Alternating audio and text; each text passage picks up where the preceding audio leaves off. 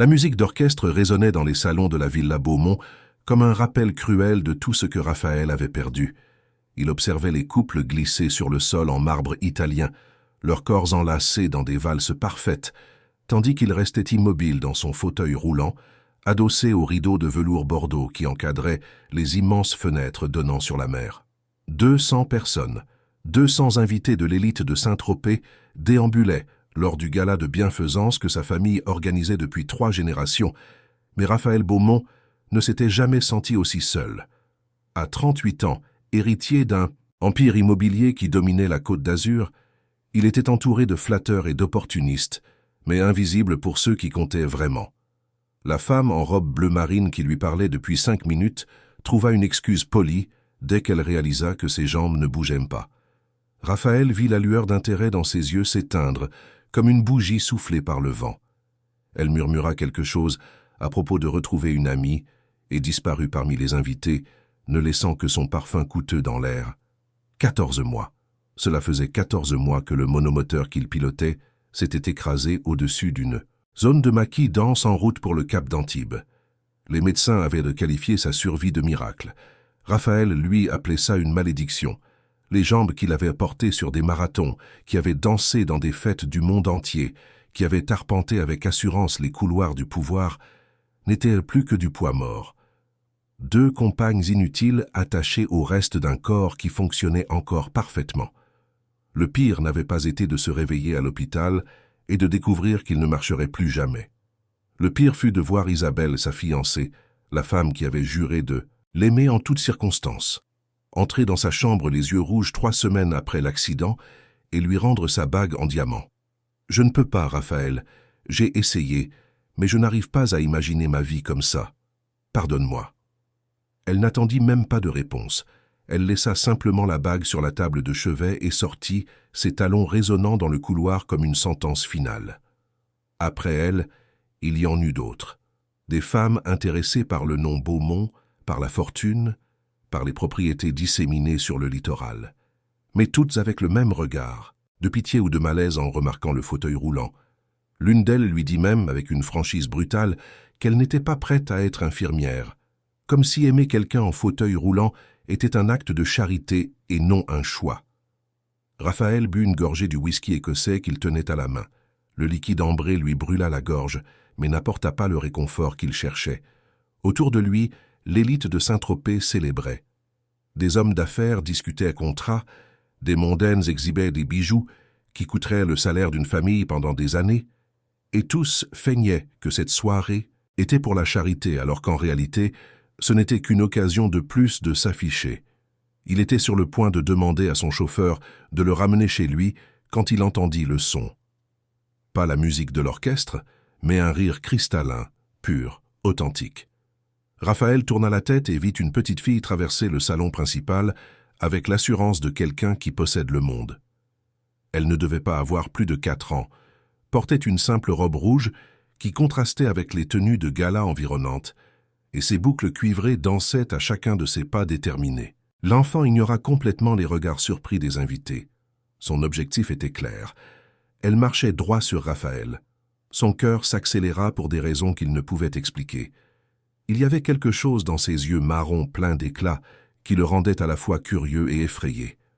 La fillette s'arrêta devant son fauteuil, si petite qu'elle dut pencher la tête en arrière pour le regarder dans les yeux. « Tu es tout seul dans ton coin », dit-elle avec la franchise brutale des enfants. Ce n'était pas une question, c'était une constatation. Raphaël cligna des yeux, ne sachant que répondre. Avant qu'il ne puisse trouver ses mots, elle tendit sa petite main potelée vers lui. « Tu veux danser avec moi ?» Le salon tout entier sembla se figer. Les conversations cessèrent. L'orchestre continua de jouer, mais Raphaël aurait juré que même les musiciens avaient baissé le volume. Tous observaient, attendaient, jugeaient. Une femme surgit en courant du fond de la villa, son uniforme de travail trahissant sa position. Ses yeux étaient exorbités de terreur. « Hélène! Mon Dieu, Hélène, pardonnez-moi, monsieur Beaumont !» Sa voix tremblait de peur. « Je l'ai laissée seule une seconde dans la cuisine, je vous jure que... » Elle prit la fillette par le bras, essayant de l'éloigner. « Excusez-moi, ma chérie, Excusez-moi de déranger, monsieur. Attendez. La voix de Raphaël sortit plus ferme qu'il ne s'y attendait. La femme se figea, le visage blême. Raphaël la reconnut vaguement. Marie-Claire. Elle travaillait à la villa depuis des années, l'une des employées les plus dévouées selon la gouvernante. Il n'avait jamais vraiment fait attention à elle. À sa grande honte, il n'avait jamais fait attention à presque aucun des employés. Il faisait simplement partie du décor, des visages, sans nom qui assuraient le bon fonctionnement de sa vie en coulisses. « Elle ne me dérange pas », dit Raphaël, se surprenant lui-même. Il regarda la fillette, qui tenait toujours sa main tendue, attendant. « Comment t'appelles-tu »« Hélène. »« Comme ma maman. » La réponse vint, fière. « Mais elle, c'est la grande Hélène et moi, je suis la petite Hélène. » Pour la première fois en 14 mois, Raphaël sentit ses lèvres s'étirer en un vrai sourire. Ce n'était pas l'expression polie et vide qu'il arborait en réunion d'affaires. C'était authentique. « Petite Hélène, » répéta-t-il, « tu sais que je ne peux pas me lever pour danser, n'est-ce pas ?»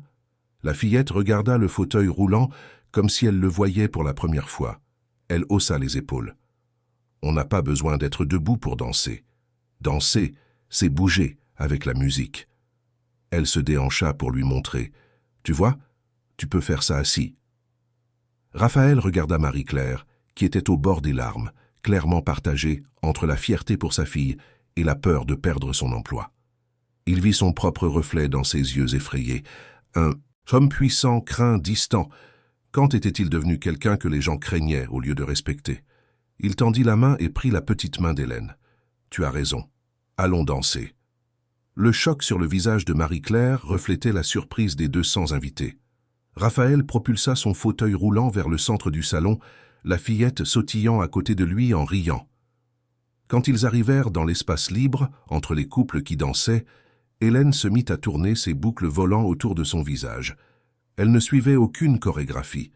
Elle bougeait simplement avec une joie pure, authentique. Raphaël accompagna ses mouvements avec le fauteuil, tournant, avançant, reculant. Ce n'était pas une valse technique. C'était bien mieux. C'était spontané, réel. Pour la première fois depuis l'accident, il ne pensait pas à ce qu'il avait perdu. Il était présent dans l'instant. La fillette rit quand il fit tourner le fauteuil plus vite, ses yeux brillants de pur bonheur. Et Raphaël réalisa quelque chose d'extraordinaire. Elle ne le voyait pas comme l'homme brisé dans un fauteuil roulant. Elle le voyait simplement comme quelqu'un qui pouvait jouer avec elle, danser avec elle. Quand la musique se termina, le salon explosa en applaudissements. Mais ce n'étaient pas les applaudissements polis et mécaniques des autres soirées de bienfaisance. Ils étaient sincères. Quelques femmes essuyaient des larmes, des hommes d'affaires endurcis semblaient touchés. Hélène fit une révérence exagérée, et Raphaël ne put s'empêcher de rire. Un vrai rire qui venait d'un endroit profond qu'il pensait avoir enterré avec ses rêves de marcher à nouveau. « Merci pour la danse, monsieur Raphaël, » dit la fillette soudainement formelle. « C'est moi qui te remercie, petite Hélène. » Marie-Claire s'approcha de nouveau, cette fois avec des larmes coulant sur son visage. « Je ne sais pas quoi dire, monsieur. Elle est très espiègle, mais elle a bon cœur, je vous jure. Elle est parfaite, » l'interrompit Raphaël. Et en prononçant ces mots, quelque chose en lui commença à changer. Comme une graine plantée en terre fertile. Absolument parfaite. Il regarda la mère et la fille, les regarda vraiment pour la première fois. Marie-Claire devait avoir autour de 28 ans, avec les mêmes yeux marrons que sa fille, mais marquée par la fatigue de quelqu'un qui travaille trop. Il y avait de la fierté dans sa posture, malgré la peur et de l'amour. Beaucoup d'amour quand elle regardait la petite Hélène. Raphaël réalisa qu'il avait passé 14 mois à se noyer dans l'apitoiement, entouré de luxe mais mourant de solitude. Et il avait suffi d'une fillette de 4 ans avec une simple robe rouge pour lui rappeler quelque chose de fondamental. Il était encore en vie. Son cœur battait encore. Et peut-être, juste peut-être, y avait-il encore de l'espoir. « Marie-Claire, » dit-il, surprenant la femme en l'appelant par son nom. « Demain, quand vous aurez terminé votre service, j'aimerais vous parler.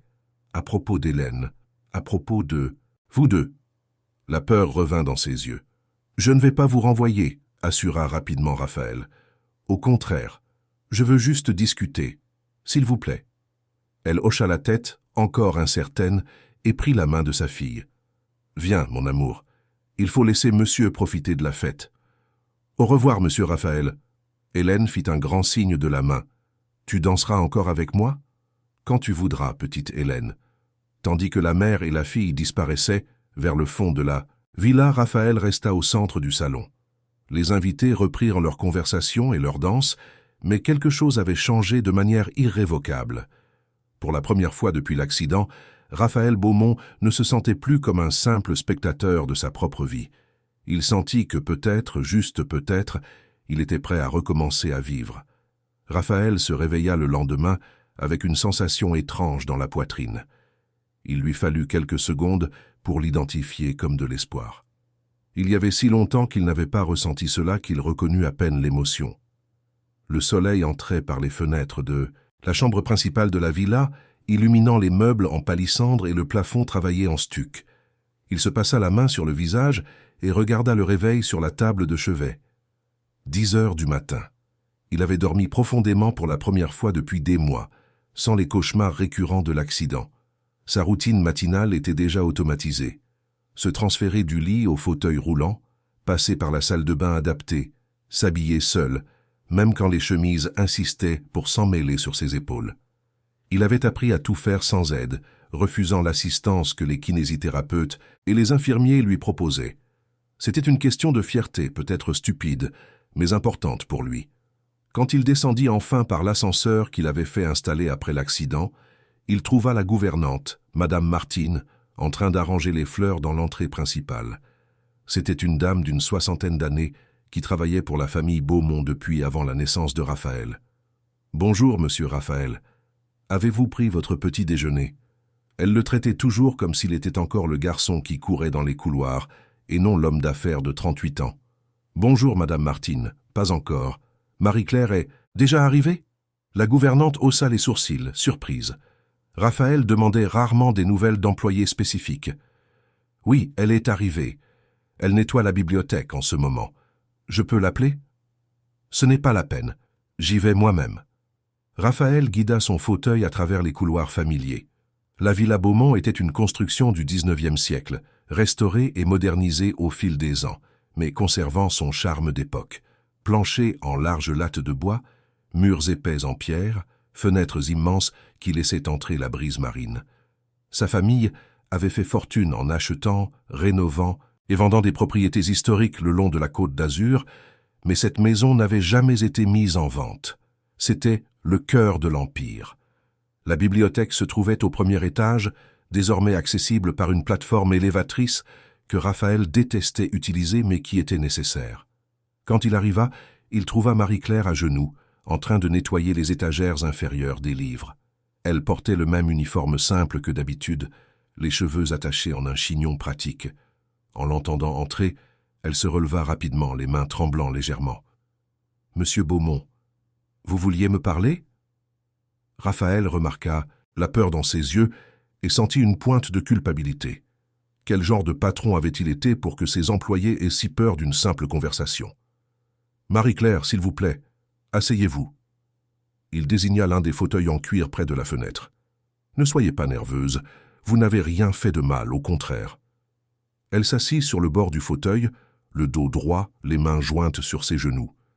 Raphaël plaça son fauteuil en face d'elle. « Depuis combien de temps travaillez-vous ici ? » « 6 ans, monsieur, depuis que je suis arrivé à Saint-Tropez en venant de Toulon. »« Et Hélène, quel âge a-t-elle ?»« 4 ans. Elle aura 5 ans en mars. » Marie-Claire déglutit. « Monsieur, je vous présente à nouveau mes excuses pour ce qui s'est passé hier. Elle n'aurait jamais dû quitter la cuisine, et encore moins vous déranger devant tous ces... » Marie-Claire, Raphaël l'interrompit gentiment. « Votre fille ne m'a pas dérangé. Elle m'a offert le plus beau cadeau que j'ai reçu depuis longtemps.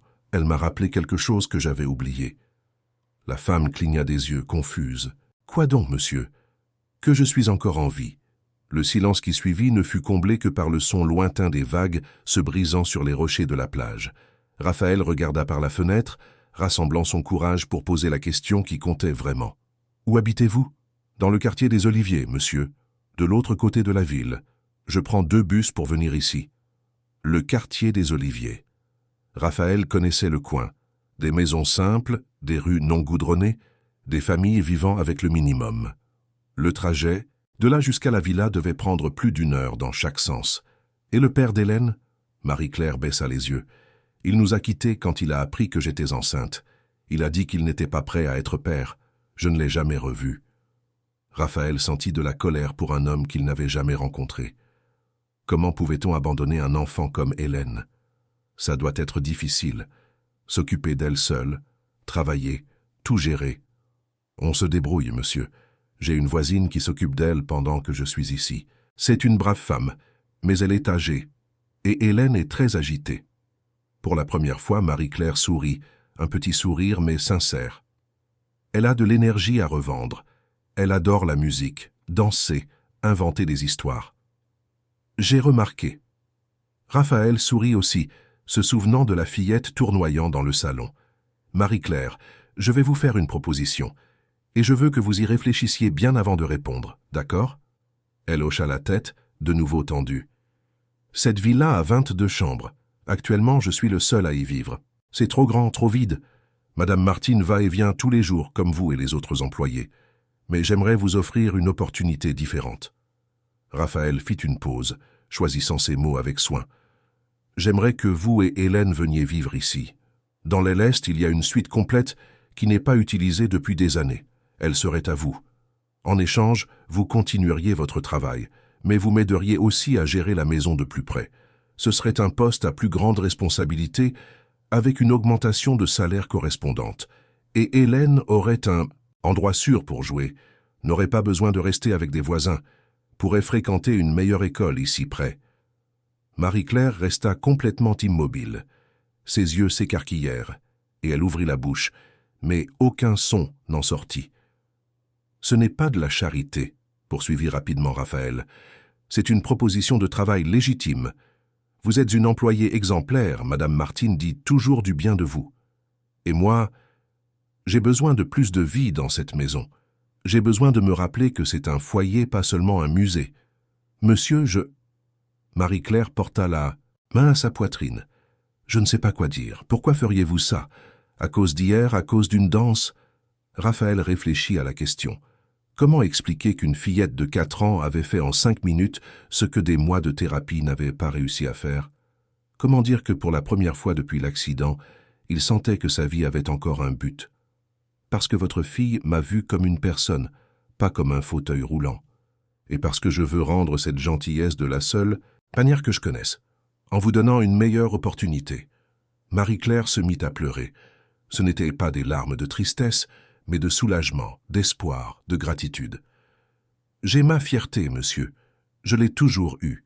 Je n'ai jamais accepté l'aumône de personne. J'ai toujours travaillé pour ce que j'ai. Je sais, c'est pourquoi je ne vous offre pas l'aumône. Je vous offre un travail et un foyer. Elle essuya ses larmes du dos de la main. Je peux y réfléchir? En parler à Hélène? Elle est petite, mais j'aime qu'elle participe aux décisions importantes. Bien sûr, prenez tout le temps qu'il vous faudra. Marie-Claire se leva, tremblant encore. Elle fit un geste pour lui tendre la main, mais sembla trouver cela déplacé. Alors, de manière surprenante, elle se pencha et déposa un baiser sur le front de Raphaël. « Merci. Même si je n'accepte pas, merci de nous voir comme des personnes. » Après son départ, Raphaël resta seul dans la bibliothèque, le cœur battant la chamade. Il ne savait pas si Marie-Claire accepterait. Il savait que la proposition était inhabituelle, qu'elle pourrait paraître étrange.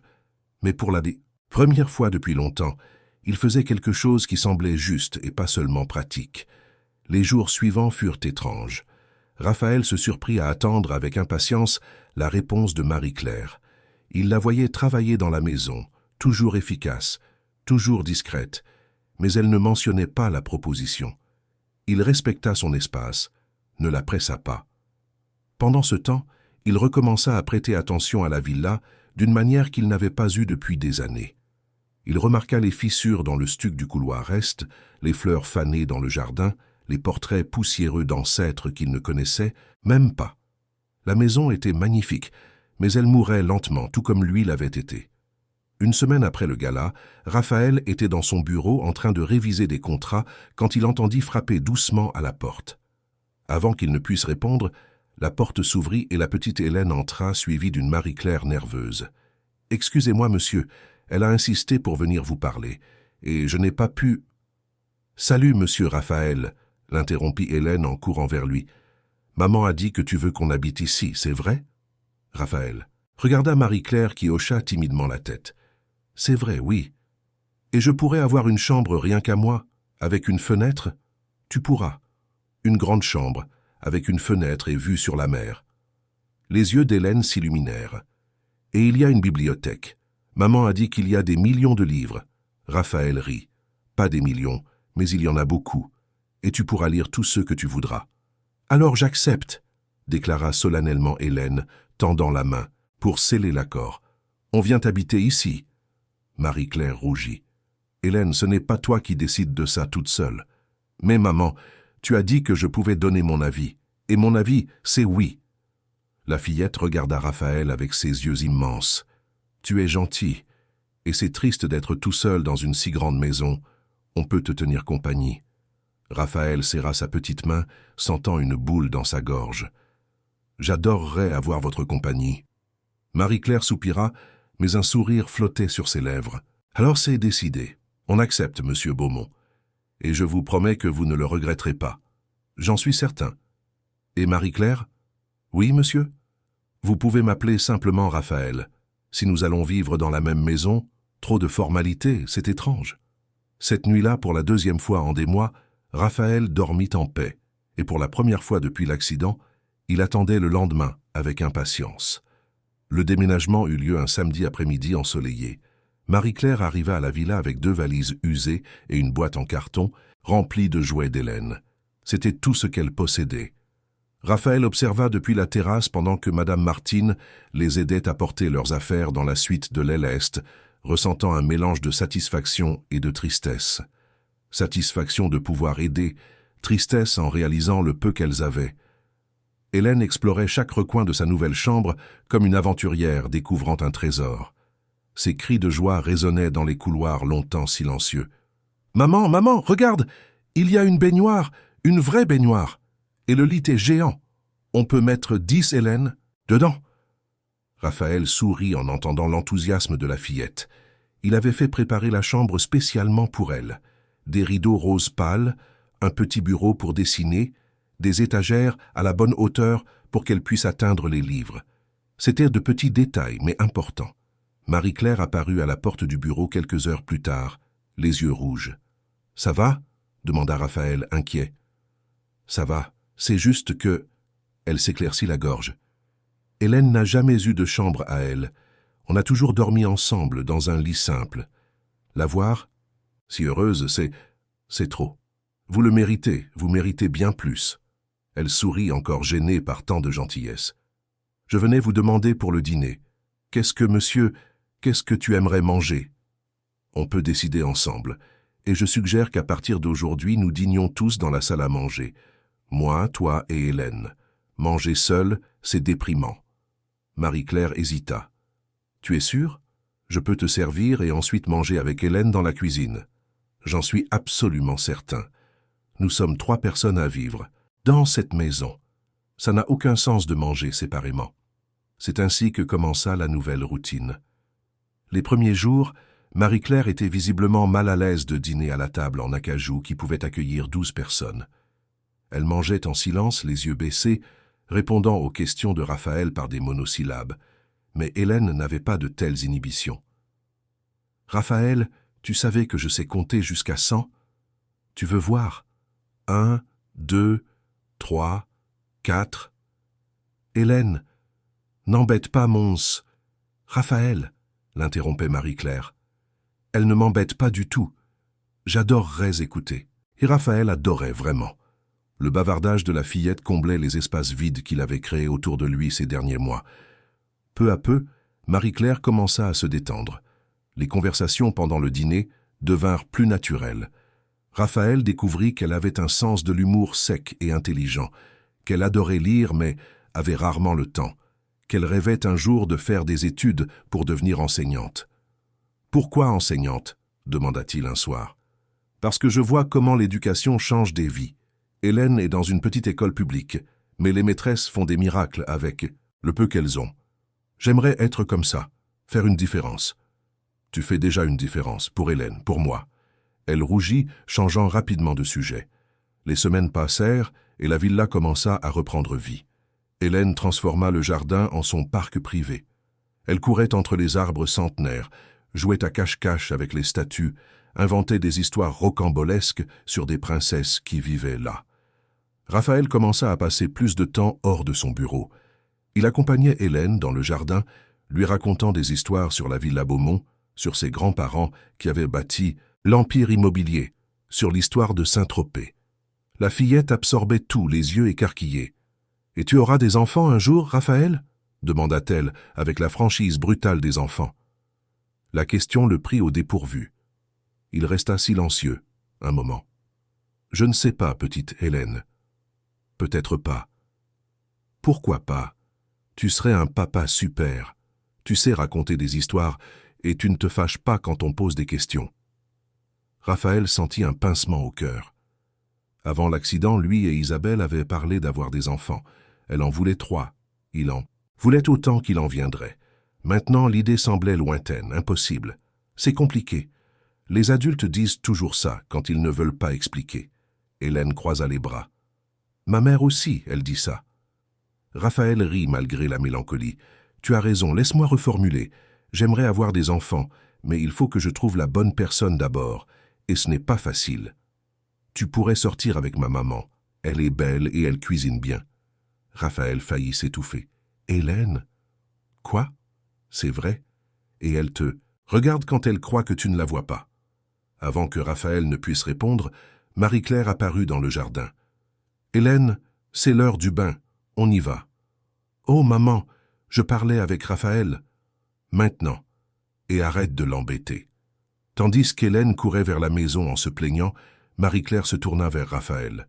« Désolée, elle n'a pas de filtre. Ne t'excuse pas. J'aime discuter avec elle. C'est rafraîchissant. » Marie-Claire hocha la tête, mais il y avait quelque chose de différent dans ses yeux. De la gêne. Peut-être. Raphaël se demanda ce qu'Hélène avait bien pu dire avant son arrivée.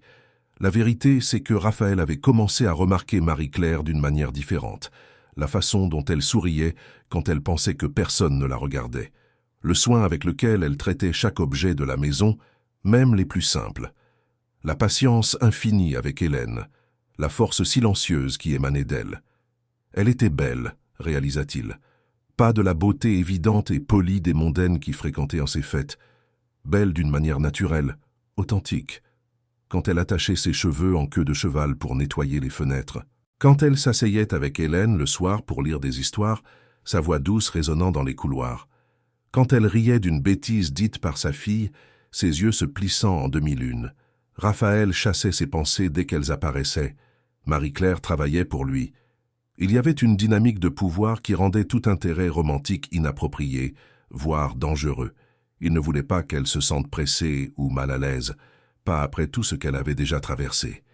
Mais les sentiments ont leur propre volonté et n'obéissent pas à la logique. 1 mois après leur emménagement, Raphaël dut se rendre à Paris pour une réunion importante concernant un projet immobilier à la Défense.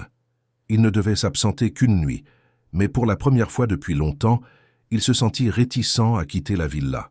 « Tu vas me manquer, Raphaël. » Hélène le serra dans ses bras au moment de son départ. « Reviens vite.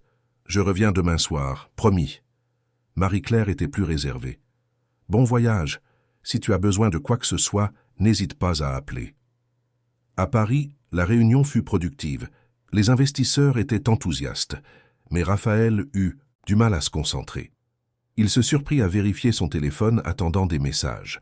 Quand il reçut enfin une photo d'Hélène dans le jardin que Marie-Claire avait envoyée avec la légende « Elle te fait un bisou », il sourit comme un idiot au milieu du restaurant chic où il dînait avec ses partenaires. « Tout va bien, Beaumont ?» demanda l'un des investisseurs. « Tout va très bien. Juste le mal du pays. » De retour à Saint-Tropez le soir suivant, Raphaël trouva la villa illuminée et embaumant le gâteau au chocolat. Hélène courut l'embrasser dès qu'il entra. « Tu es revenu, tu es revenu. On a fait un gâteau pour fêter ça. »« Fêter quoi ?»« Ton retour, pardi. Maman a dit que la maison est trop calme sans toi. » Raphaël regarda Marie-Claire, qui était rouge jusqu'aux oreilles. « J'ai juste dit que Que tu manquais, c'est tout, murmura-t-elle. Vous m'avez manqué aussi. Beaucoup.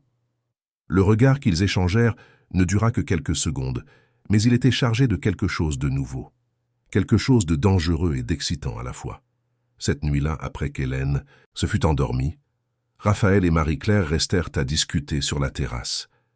C'était une douce nuit d'été, la brise marine apportant des odeurs de sel et de fleurs. « Je peux te poser une question personnelle ?» demanda Raphaël. « Vas-y. Tu crois encore à l'amour? Après tout ce que tu as vécu avec le père d'Hélène ?» Marie-Claire resta silencieuse un long moment, regardant les étoiles. « J'y crois. Mais je crois que le véritable amour est rare. Ce n'est pas cette passion folle qui s'éteint en 3 mois. C'est un partenariat. C'est du respect. C'est choisir de rester même quand ça devient difficile. » Elle le regarda. « Et toi? Tu y crois encore ?» Raphaël pensa à Isabelle, à la façon dont elle l'avait abandonnée, à toutes les femmes qu'il avait rejetées ensuite. « Je recommence à y croire, lentement.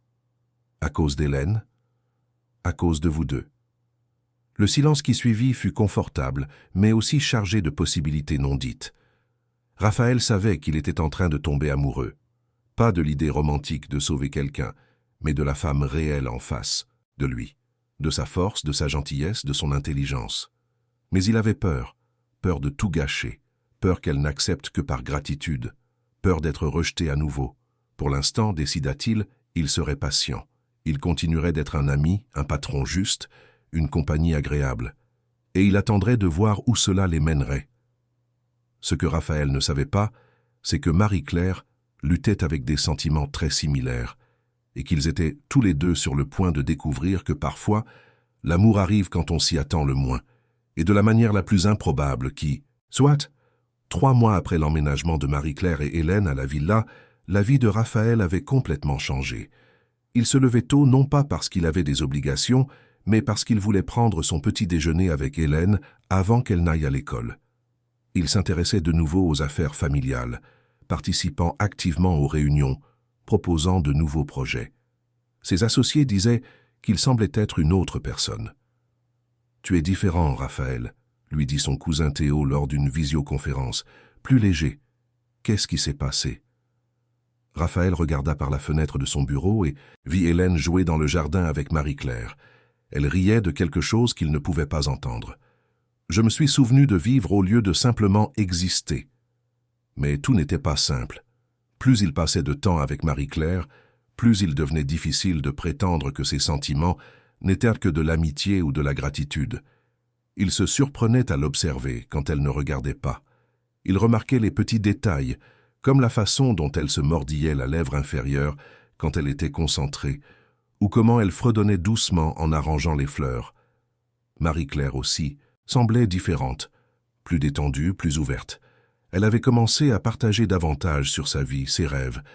Elle lui révéla qu'elle aimait écrire de la poésie pendant les rares heures libres qu'elle rêvait de voyager en France, de connaître d'autres villes historiques que Saint-Tropez. « Pourquoi ne voyages-tu pas ?» demanda Raphaël un après-midi. « Avec quel argent? Et le temps? Et Hélène ?» Elle rit, mais il y avait de la tristesse dans son rire. « Rêver est gratuit, mais réaliser coûte cher. Et si je te donnais une semaine de vacances, payées, tu pourrais aller où tu veux. » Marie-Claire secoua la tête. « Je ne peux pas accepter ça. Tu as déjà fait tellement pour nous. Il ne s'agit pas de devoir ou de faveur. Il s'agit du fait que tu mérites de bonnes choses. » Elle le regarda dans les yeux, et un instant, Raphaël fut certain qu'elle ressentait la même chose que lui. Mais Marie-Claire détourna le regard. « Peut-être un jour, quand Hélène sera plus grande. » La tension entre eux grandissait de jour en jour. De petits contacts accidentels qui duraient une seconde de plus que nécessaire. Des regards qui en disaient plus que des mots. Des silences chargés de non-dits. Hélène, avec sa perception enfantine effrayante, le remarqua. « Pourquoi vous vous regardez, et puis vous arrêtez quand je vous vois ?» demanda-t-elle pendant le dîner. Raphaël faillit recracher l'eau qu'il buvait. Marie-Claire devint écarlate. « On ne se regarde pas, » commença-t-elle. « Si, vous le faites. Je l'ai vu, plusieurs fois. C'est comme dans les films que regarde Madame Martine, quand les gens s'aiment bien. »« Hélène, s'il te plaît. » Marie-Claire était mortifiée. Raphaël décida d'intervenir. « Petite Hélène, parfois les adultes ont besoin de temps pour comprendre ce qu'ils ressentent. C'est plus compliqué que dans les films. » La fillette réfléchit un instant. « Mais vous vous aimez bien, non? Alors pourquoi vous ne vous mettez pas ensemble tout de suite? » « Parce que, Raphaël chercha les mots justes, parce que ta mère travaille pour moi, et je ne veux pas qu'elle se sente obligée de faire quoi que ce soit. » Hélène se tourna vers Marie-Claire. « Tu te sens obligée, maman? »« Non, Ce n'est pas une conversation pour maintenant, Hélène. C'est toujours pas une conversation pour maintenant. J'ai presque 5 ans. Je suis grande maintenant. » Malgré l'embarras, Raphaël ne put s'empêcher de sourire. La fillette n'avait pas tort. Après avoir couché Hélène, Marie-Claire retourna au salon. Raphaël était sur la terrasse, regardant la mer sombre sous le clair de lune. « Excuse-moi pour Hélène. Elle n'a parfois aucune notion des limites. »« Elle a raison, tu sais, » dit Raphaël sans se retourner, « sur le fait que je t'aime bien. » Le silence qui suivit fut assourdissant. Raphaël regretta immédiatement. Il était allé trop loin, trop vite. « Raphaël. » La voix de Marie-Claire était douce. « Désolé, je n'aurais pas dû dire ça. Oublie, s'il te plaît. Je ne veux pas te mettre mal à l'aise ou...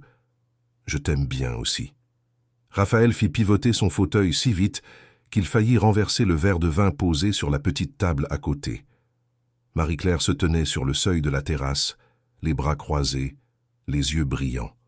« J'ai essayé de ne pas t'aimer. J'ai essayé de me rappeler que tu es mon patron. Qu'il y a une énorme différence de classe entre nous, que tu es un Beaumont et que je suis une femme de ménage. Mais ça n'a pas marché. Tu n'es pas seulement une femme de ménage, tu es... » « Quoi ?» Elle s'approcha. « Qu'est-ce que je suis, Raphaël? Tu es la personne la plus incroyable que j'ai jamais rencontrée. Tu es forte, intelligente, dévouée. Tu es la meilleure mère qu'Hélène puisse avoir. Et je... » Il déglutit. « Je suis en train de tomber amoureux de toi. Peut-être que je le suis déjà complètement. » Marie-Claire ferma les yeux, respirant profondément. « C'est de la folie. Les gens vont parler. Ils vont dire que j'ai profité de toi, que je suis une profiteuse. Je me fiche de ce que les gens diront. Mais moi, je m'en soucie. » Elle ouvrit les yeux. « J'ai ma fierté, Raphaël. J'ai travaillé toute ma vie pour ne jamais rien devoir à personne, pour élever Hélène avec dignité. Si je me mets avec toi, ils penseront que c'est pour l'argent. Et ceux qui pensent, ça ne mérite pas notre attention. Facile à dire pour toi, tu es un Beaumont. Moi, je suis Marie-Claire, celle qui nettoie les sols. » Raphaël sentit de la colère, mais pas contre elle. Contre le monde qui lui avait fait croire qu'elle valait moins à cause de son origine ou de son travail. « Tu vaux plus que n'importe quelle personne de l'élite qui fréquente cette maison. Plus que moi, certainement. Ne dis pas ça. C'est la vérité. Tu as élevé un enfant incroyable toute seule. Tu as travaillé dur sans jamais perdre ta gentillesse. Tu as des rêves, de la poésie, de l'amour à donner. Tandis que moi, il rit amèrement. J'ai passé un an à me noyer dans l'apitoiement parce que je ne pouvais plus marcher. » Marie-Claire s'agenouilla à côté de son fauteuil, prenant ses mains. « Tu as vécu un traumatisme terrible. Tu avais le droit de te sentir perdue. Mais tu m'as trouvée. Vous m'avez trouvée toutes les deux. » Elle serra ses mains, les larmes commençant à couler. « J'ai peur, Raphaël. Peur de tout gâcher. Peur que ça ne marche pas et que je perde non. Seulement toi, mais aussi ce foyer que nous avons construit. Hélène t'adore. Si quelque chose tournait mal, rien ne tournera mal. Tu ne peux pas le promettre. Non. Mais je peux promettre que j'essaierai de toutes mes forces, et que peu importe ce qui se passera entre nous, Hélène aura toujours une place ici. Vous deux, vous l'aurez toujours. » Marie-Claire sanglota, et Raphaël la prit dans ses bras. Elle enfouit son visage dans son épaule, et il sentit ses larmes mouiller sa chemise. « Je suis amoureuse de toi, » admit-elle à voix basse. « Et ça me terrifie. Ça me terrifie aussi. Mais peut-être qu'on peut être terrifiés ensemble. » Elle rit entre ses larmes, et ce son fut la plus belle chose que Raphaël ait jamais entendue. Quand ils se séparèrent enfin, Marie-Claire avait les yeux rouges mais un sourire aux lèvres. « Alors qu'est-ce qu'on fait maintenant? Je pense qu'on peut y aller doucement. On n'a pas besoin d'annoncer quoi que ce soit. Juste voir où ça nous mène. Sans pression? Sans pression. Juste nous deux en étant honnêtes l'un envers l'autre. » Marie-Claire hocha la tête. Et Hélène. Hélène sait déjà tout, apparemment. Elle est plus maligne que nous deux réunis. » Ils rirent, et la tension commença enfin à se dissiper. Cette nuit-là, Raphaël dormit le cœur plus léger qu'il ne l'avait été depuis des années. Pour la première fois depuis l'accident, il s'autorisa à imaginer un avenir qui incluait non seulement la survie, mais une vie pleine. Un avenir avec des rires résonnants dans les couloirs, avec des dîners en famille, avec de l'amour. Les jours suivants, la dynamique entre eux changea subtilement. Il n'y eut pas de baisers dramatiques, ni de déclarations grandioses. Mais il y avait de petits gestes, des mains qui se frôlaient en se passant les plats pendant le dîner, des regards qui duraient un peu plus longtemps, des sourires qui en disaient plus que des mots. Hélène le remarqua, bien sûr. « Vous sortez ensemble maintenant ?» demanda-t-elle, avec la subtilité d'un bulldozer. « On apprend à mieux se connaître », répondit diplomatiquement Marie-Claire. « Ça, c'est un truc d'adulte pour dire qu'on sort ensemble », déclara Hélène. « D'accord, j'approuve, mais je veux être demoiselle d'honneur au mariage. »« Hélène » s'exclama Marie-Claire, mais elle riait. Raphaël riait aussi, mais à l'intérieur, son cœur s'emballait. Mariage. Le mot avait cessé d'être impossible. Maintenant, il était juste futur. Peut-être. 2 semaines après leur confession sur la terrasse, quelque chose se produisit qui changea tout à nouveau. Raphaël était dans son bureau quand il reçut un appel d'Isabelle, son ex-fiancée. Il ne lui avait pas parlé depuis le jour où elle lui avait rendu sa bague. « Salut Raphaël, je sais que c'est bizarre que j'appelle, mais il faut que je te parle, en personne. » Le cœur de Raphaël s'emballa, mais pas d'espoir, d'appréhension. « À quel sujet ? De nous, de tout. S'il te plaît, juste un café.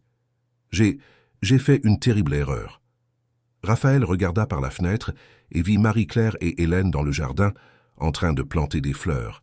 Sa nouvelle famille, sa nouvelle vie. « Isabelle, ce qui s'est passé entre nous est terminé depuis plus d'1 an. Je sais, mais j'ai besoin de te voir, s'il te plaît, juste une conversation. » Contre son meilleur jugement, Raphaël accepta. Ils se donnèrent rendez-vous le lendemain dans un café du centre historique de Saint-Tropez. Quand il raccrocha, il trouva Marie-Claire debout à la porte de son bureau.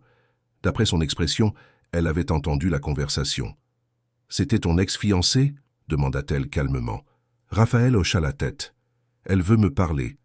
Je ne sais pas de quoi exactement. » Marie-Claire se mordit la lèvre, clairement dérangée, mais essayant de ne pas le montrer. « Tu vas y aller ?»« Oui, juste pour clore ce chapitre une bonne fois pour toutes. Mais Marie, il faut que tu saches que... Tu n'as pas besoin de t'expliquer. Je te fais confiance. » Mais il y avait un doute dans ses yeux, et Raphaël réalisa que le fantôme d'Isabelle les hantait encore, même après tout ce temps. Raphaël arriva au café avec 15 minutes d'avance. C'était un endroit charmant dans le centre historique, avec des petites tables sur les pavés et une vue sur l'église. Il commanda un café et attendit, essayant de calmer ses nerfs. Isabelle arriva à l'heure. Elle était différente, remarqua Raphaël.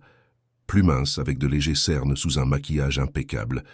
Ses cheveux blonds étaient plus courts, une coupe moderne, qui ne lui allait pas. Elle portait une robe bleu marine et des talons qui semblaient être trop chers pour un simple café. « Salut, Raphaël. » Elle s'assit, nerveuse. « Merci d'être venu.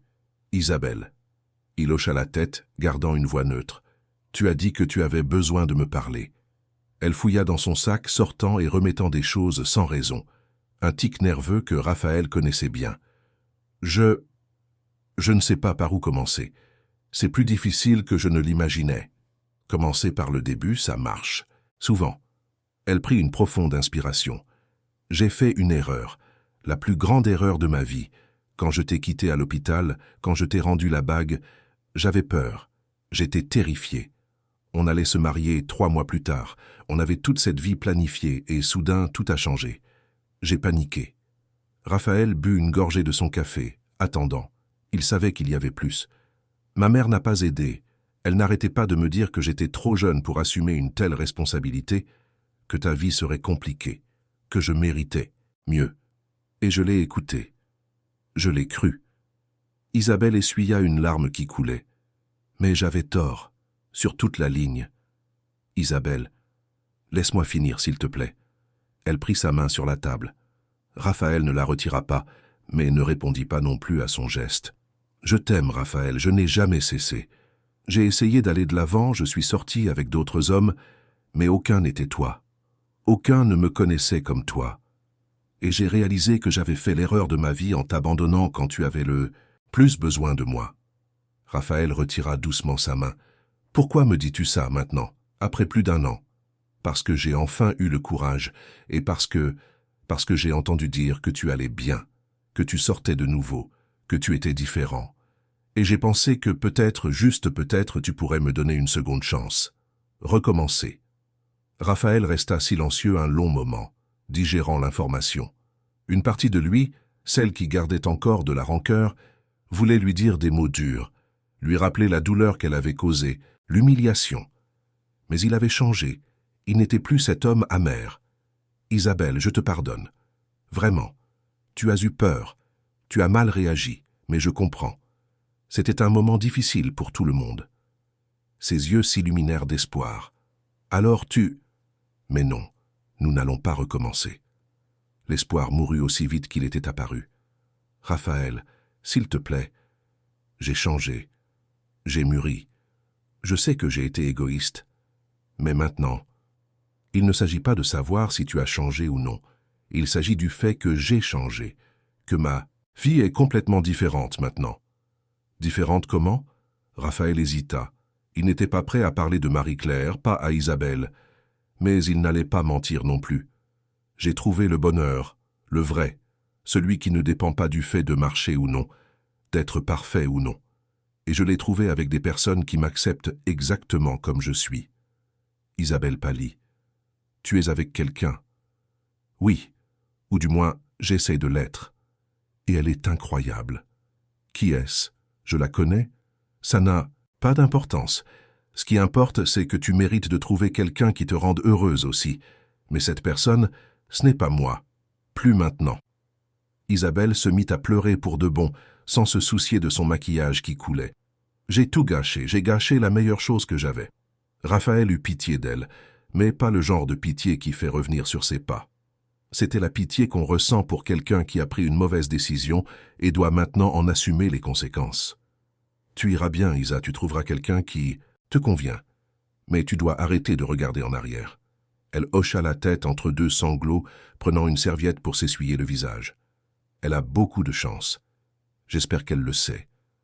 En fait, c'est moi qui ai de la chance. » Quand Raphaël retourna à la villa, il trouva Marie-Claire dans la cuisine en train de préparer le déjeuner. Hélène était à l'école. Elles étaient seules. « Comment ça s'est passé ?» demanda-t-elle sans le regarder, concentrée sur la découpe des légumes. C'était libérateur. Elle le regarda enfin.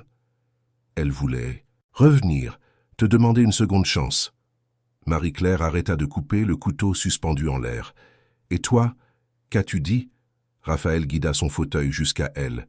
« J'ai dit non, que ma vie avait changé, que j'avais changé, et que j'avais trouvé quelqu'un qui me rendait vraiment heureux. » Les yeux de Marie-Claire s'emplirent de larmes. « Raphaël, tu as eu peur que je retourne avec elle ? J'étais terrifié. Elle est belle, de ton milieu social. Elle a une histoire avec toi. Et moi, je suis... Tu es la femme que j'aime, la femme qui me donne envie d'être meilleure, la mère de l'enfant la plus incroyable du monde. » Il prit sa main. « Isabelle, c'est le passé. Toi, tu es le présent et l'avenir. » Marie-Claire laissa tomber le couteau et s'agenouilla à côté de son fauteuil, comme elle l'avait fait des semaines auparavant. Mais cette fois, elle n'hésita pas. Elle se pencha et l'embrassa. Ce fut un baiser doux, presque timide au début, mais chargé de tout ce qu'il n'avait pas dit. Toute la peur, tout l'espoir, tout l'amour qu'ils construisaient, brique par brique. Quand ils se séparèrent, ils souriaient tous les deux. Enfin. La voix d'Hélène les fit sursauter. Elle se tenait à la porte de la cuisine, son cartable encore sur le dos. « Je n'arrive pas à croire que vous vous êtes enfin embrassés et que j'ai raté ça. »« Hélène, tu n'étais pas à l'école ?» Marie-Claire était rouge de confusion. « Si, mais la maîtresse est tombée malade et on nous a tous renvoyés plus tôt. C'est Paul qui m'a ramené. » Elle laissa tomber son sac et courut les serrer tous les deux, dans ses bras. Vous sortez ensemble pour de vrai maintenant, hein? Raphaël rit. Je crois bien que oui, petite Hélène. Alors tu vas être mon papa? La question prit Raphaël par surprise. Marie-Claire se tendit.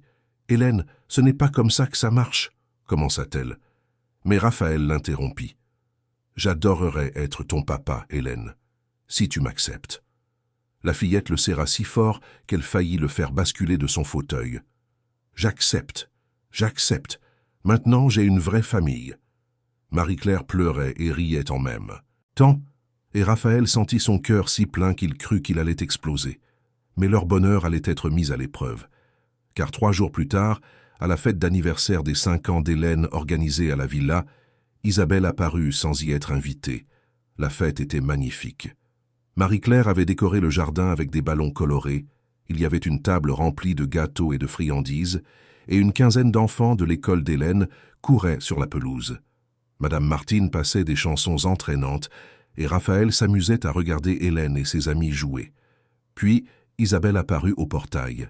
Elle portait une robe d'été blanche et des lunettes de soleil qui ne cachaient pas complètement ses yeux gonflés. À la main, elle tenait un cadeau emballé dans du papier rose. « Salut, Raphaël. Je sais que je n'étais pas invité, mais j'ai entendu parler de la fête et je voulais apporter un cadeau pour Hélène.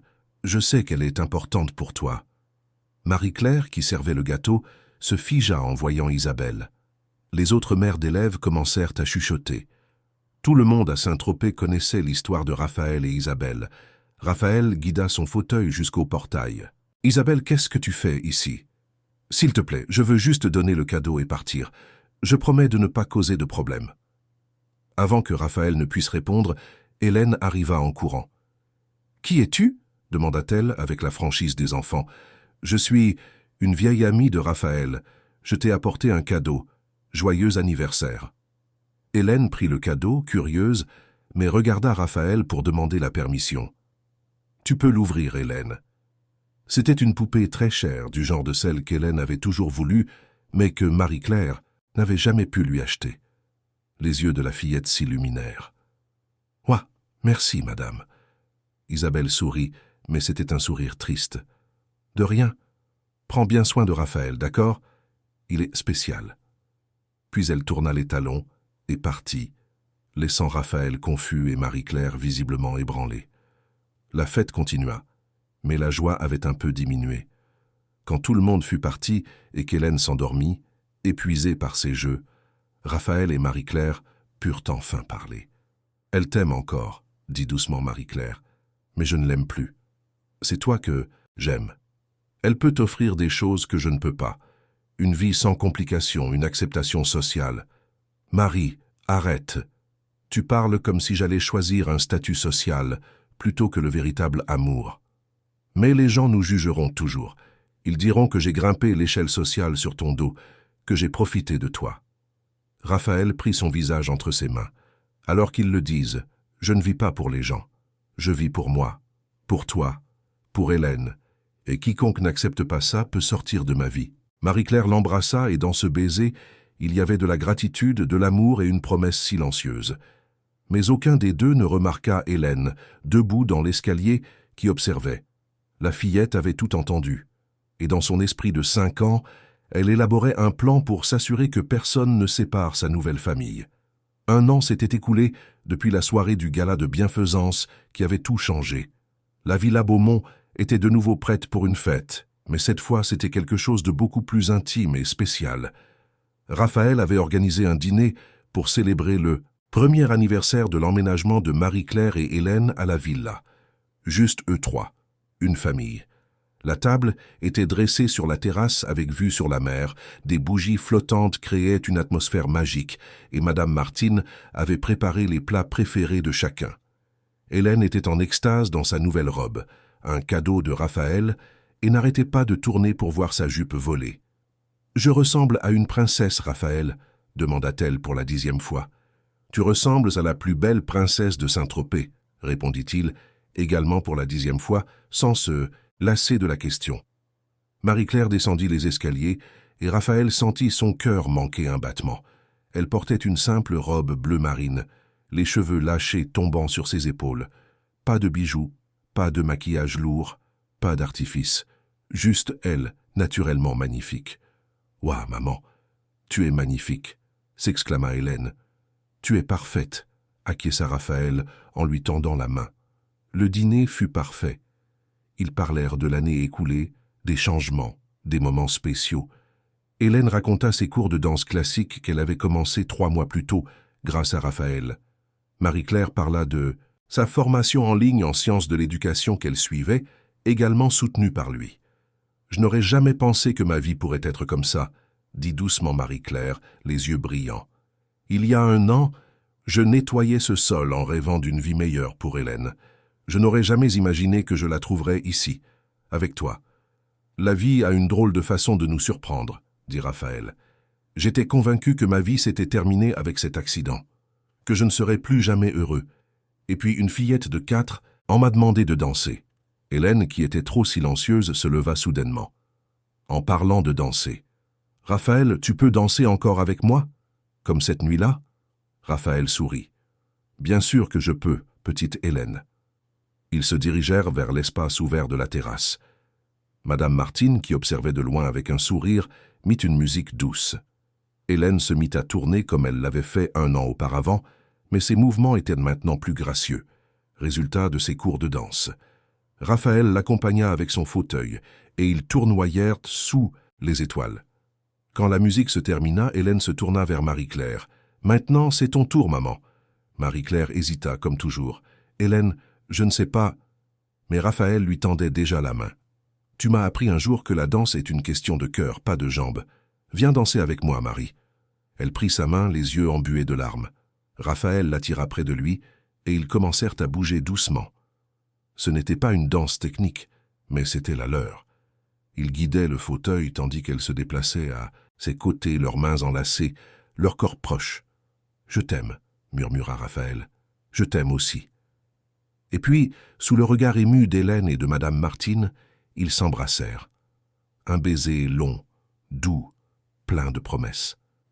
Quand ils se séparèrent, Hélène applaudissait et sautait de joie.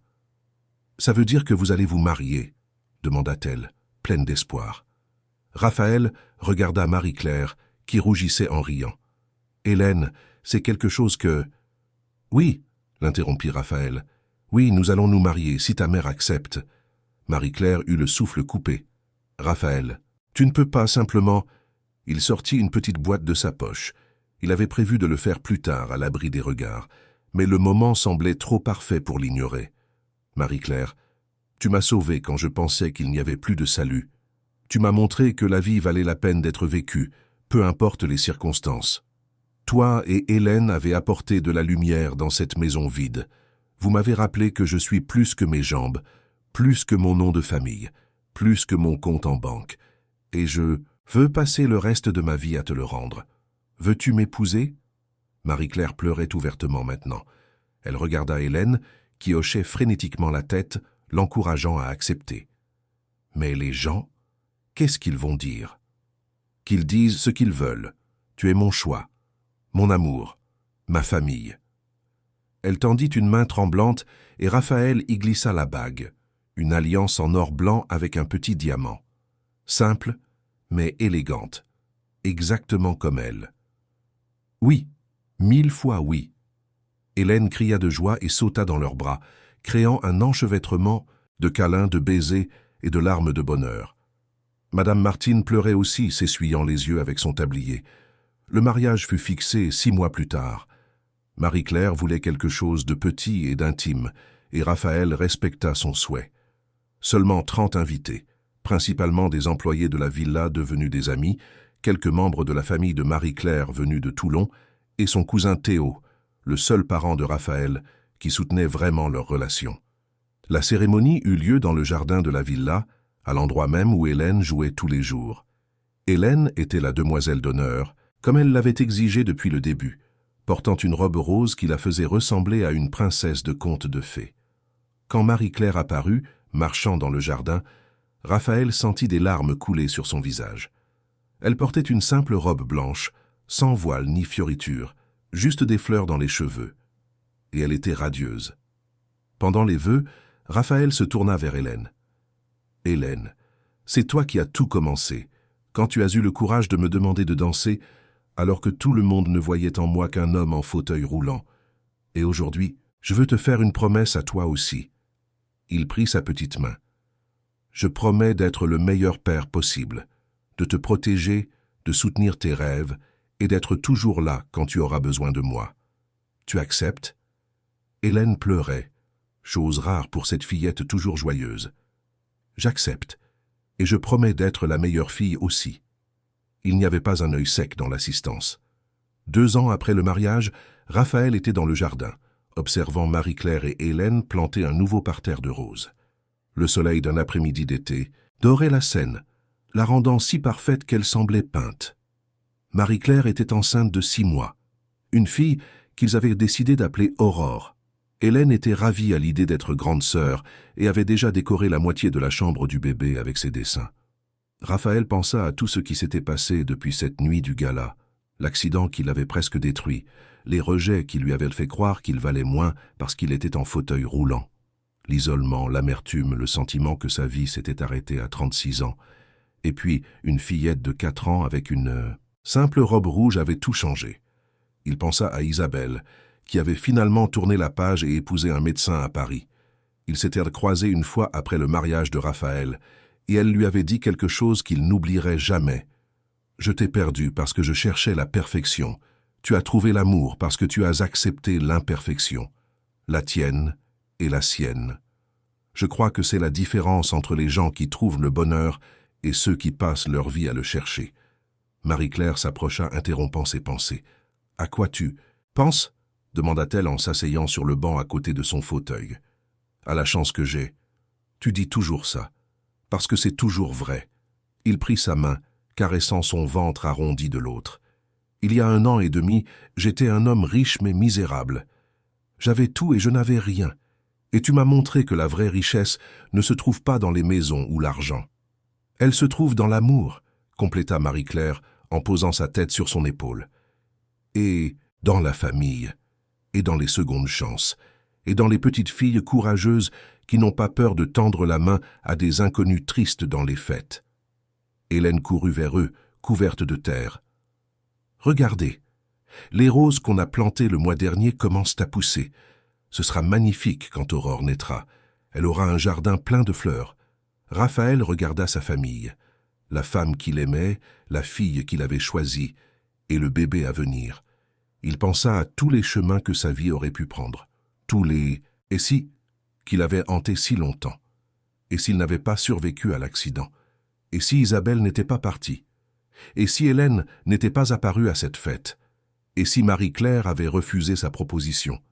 Mais aucun de ces « et si » n'avait plus d'importance, parce que le seul chemin qui comptait était celui qu'il avait mené jusqu'ici, jusqu'à ce moment parfait sous le soleil de Saint-Tropez, entouré de personnes qui l'aimaient, non pas malgré ses limites, mais en les incluant comme une partie de ce qu'il était. Raphaël Beaumont avait appris la leçon la plus importante de sa vie. La valeur d'un homme ne réside pas dans sa capacité à marcher, dans son compte en banque ou dans son nom de famille. Elle réside dans sa capacité à aimer, à être aimé et à reconnaître que parfois, les plus grandes bénédictions se présentent dans les emballages les plus improbables, comme une fillette de 4 ans dans une robe rouge demandant une danse à un inconnu en fauteuil roulant. Cette nuit-là, après avoir couché Hélène, Raphaël et Marie-Claire restèrent sur la terrasse à regarder les étoiles. La même terrasse où ils s'étaient avoués leurs sentiments, où tout avait vraiment commencé. « Tu regrettes ?» demanda soudainement Raphaël. « D'avoir accepté cette proposition, d'avoir emménagé ici, de m'avoir épousé ?» Marie-Claire se tourna vers lui, surprise. « Comment peux-tu demander ça? Parce que ta vie aurait pu être plus simple, sans le jugement des gens, sans avoir à gérer mon fauteuil roulant, sans... » Elle l'interrompit par un baiser. « Ma vie est parfaite. Pas parce qu'elle est facile, mais parce qu'elle est à nous. Parce que je me réveille chaque jour à côté de l'homme que j'aime. Parce que ma fille a un père merveilleux. Parce que je porte une autre vie en moi. C'est plus que tout ce que j'avais jamais rêvé d'avoir. Je t'aime tellement que ça fait mal parfois. Je sais, moi aussi. » Ils restèrent en silence, savourant simplement la présence l'un de l'autre sous le ciel étoilé. et Raphaël réalisa qu'il était enfin en paix, non pas parce que sa vie était parfaite ou que tous les problèmes avaient disparu, mais parce qu'il avait appris que la perfection n'est pas l'absence de problèmes. C'est accepter que les problèmes font partie de la vie et choisir d'être heureux malgré tout. C'est trouver quelqu'un qui danse avec vous, même quand vous ne pouvez pas vous lever. C'est avoir une famille qui vous aime non pas pour ce que vous pouvez donner, mais pour ce que vous êtes. C'est reconnaître que parfois on perd certaines choses pour en gagner d'autres, infiniment meilleures. Raphaël Beaumont avait perdu la capacité de marcher, mais il avait gagné la capacité de vivre vraiment. Et cet échange, il ne l'échangerait pour rien au monde. Fin de l'histoire. Si le parcours de Raphaël, Marie-Claire et Hélène a touché votre cœur, sachez que nous avons de nombreuses autres histoires émouvantes qui célèbrent le pouvoir du véritable amour, de la famille et des secondes chances. Abonnez-vous à notre chaîne pour ne manquer aucune de ces narrations qui vous feront croire qu'il n'est jamais trop tard pour recommencer et que le véritable amour voit bien au-delà des apparences.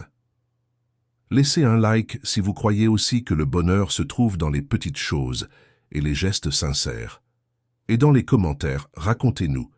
Avez-vous déjà eu une seconde chance dans la vie? Avez-vous déjà rencontré quelqu'un qui a complètement changé votre perspective? Partagez votre histoire avec nous. Après tout, nous avons tous une histoire d'amour et de dépassement de soi à raconter.